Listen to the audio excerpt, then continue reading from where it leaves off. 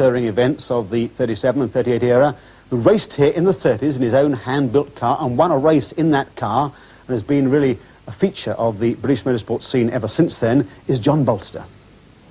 John, you saw those Grand Prix in 1937 and 38. Were they as stirring as they looked? Absolutely fabulous.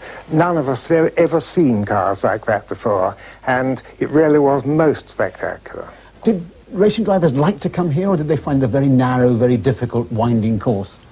Well, I suppose that the continental people found it a bit terrifying because it was very small and very narrow, and of course very bumpy.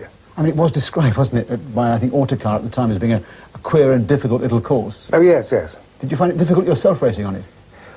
Oh, I think so, yes, particularly because the road was very narrow and had a tremendous amount of camber on it. But you used to come hurtling through the farmhouse here, didn't you? And between the trees at the Coppice Bend. Oh, yes. And first of all, in 1933, you had to have a passenger travelling with you to see if there was anyone catching you up.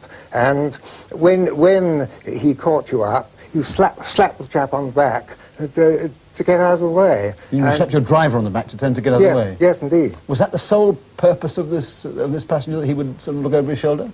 No, not really. There were so many jobs to do in the way of turning on the oil and pumping up the pressure for the petrol and so forth. No, he had plenty of jobs to do. Did you ever yourself ride as this travelling mechanic? I did indeed, yes. On one occasion, one of the drivers was suddenly told by his mechanic that he couldn't go through with it. And so I leapt into the car just at the start of the race and went through the race as a riding mechanic. And, oh boy. You obviously enjoyed it. Well, in a sort of way, I suppose. I was extremely bruised, and there were stones flying because the driver had that, but there was nothing to look after the mechanic. Everything hit you in the face, and you were bleeding and bruised and thoroughly.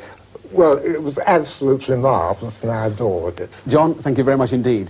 OK, now let's go to something completely different. What do you do if you're involved in or witness a serious motor accident?